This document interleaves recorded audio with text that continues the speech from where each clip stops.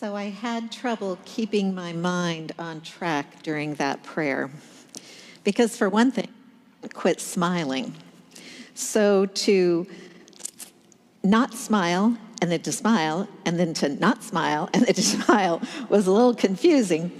And it brought back the memory of the first time I ever really practiced that prayer. I was reading a lot of Thich Nhat Hanh in those days, and one morning on the way to church in Springfield, where I was serving then, there was a really long stoplight, lasted forever, and I just missed it. So I thought, I'm going to try out that prayer. And I think that I remember the actual instructions are to leave your eyes open. So I was looking straight ahead. I got into this really meditative state. I was breathing in, and then I was smiling, and I kept doing it really in this lovely beat. And all of a sudden, I looked over, because I was in a turn lane, at the man next to me who was staring at me like, "Lady, what is wrong with you?" But it is a good practice, and I suggest you try it during this week. And if you're home alone doing this, or if you're at a stoplight, you can leave your eyes open. I think it does help. Well, throughout this summer, we are working our way through a series we titled, When Things Fall Apart, Hard Advice for Difficult Times. Each week covers another how-to. How to be mortal in the midst of chaos. How to cope with disaster in the midst of chaos. How to work out what matters most in the midst of chaos. And this week, how to be relaxed in the midst of chaos. In hindsight, I think we should have left this week out. Can you imagine anything more ridiculous than thinking we would be able to figure out in 15 minutes how to be more relaxed in the midst of this particular chaos? This particular chaos that we are living in seems to be an amalgamation of all the worst elements in our time. It is as if the powers and forces that exist have all lost their minds and merged together in order to create one large, worldwide, tyrannical chaos. A chaos in which countries and leaders who are obsessed with their own power turn everything upside down to show their prowess and make the lives of people across the world untenable. This sounds like a really bad knockoff James Bond movie or a Disney spy spoof where villains abound and all of our heroes are 12 years old. How in the world, I wonder, are we supposed to be relaxed in this present moment? I was thinking this week about the ancient history of the Cuban Missile Crisis. Some of you may have studied this crisis in political science and history classes. It occurred in the 1960s when John F. Kennedy was president of the United States and Nikita Khrushchev was the ruler of the Soviet Union, aka Russia. I was too young to actually remember the crisis. But I do remember our black and white TV carrying the very distinct voice of a man I later learned was named Walter Cronkite. It felt as if Mr. Cronkite was actually part of our family because every night, just as my mother was fixing dinner, he appeared. It was a very frightening time, and chaos was filling everything. Chaos and us fearing the end of the world was on the horizon, and Mr. Cronkite was walking us through those days of chaos and fear. I had no idea. So while all of that was going on in our living room and in the world, before it was time to sit down for supper, I went outside to lay in the grass in the front yard, dry off my bathing suit, and tried to decide whether one particular cloud was a horse or a donkey. I was totally enamored with the clouds as the future of the known world was struggling without me. When the book of Ecclesiastes was written, its assembler gave it a Hebrew name. The book comprises extended reflective essays employing autobiographical narrative, proverbs, parables, and allegories. Biblical scholars have noted that the book has an almost unrelenting skepticism that characterizes the tone and outlook. The issues with which the author deals and the questions they raise are aimed at those who would claim any absolute values in this life, values that include possessions, fame, success, or pleasure.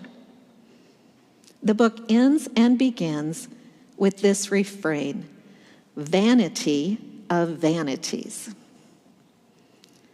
That line also recurs at key points throughout the book. The Hebrew word for vanities, the scholars they say, has the sense of emptiness, futility, and absurdity.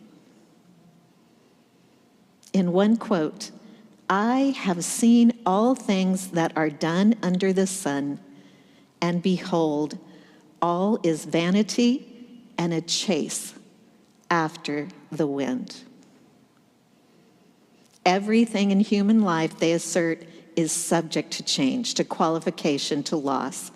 In the first chapter, the writer asks, what profit have we from all the toil which we toil at under the sun?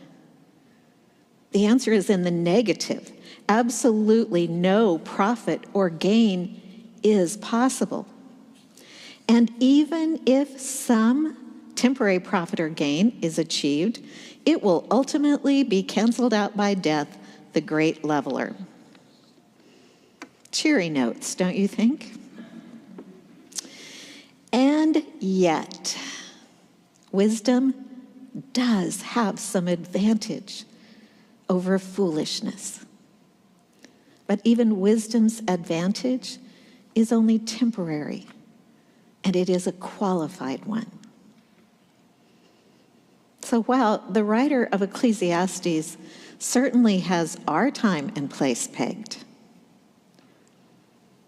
it is like we are running in place on a treadmill, trying with all of our might to figure out this chaos and get some traction in our race to find how we are going to get out from under this mess.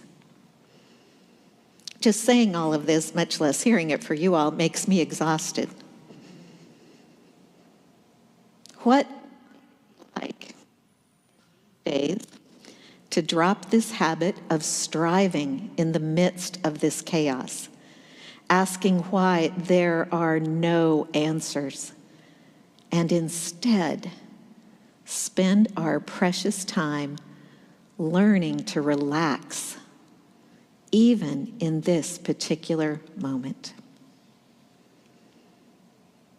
This phrase embodies a powerful spiritual instruction. Rather than trying to fix, analyze, or escape discomfort, we are invited to soften and rest, knowing we and all people are being held in this present moment as it is, good or bad. It is important to understand that relaxing does not mean resignation.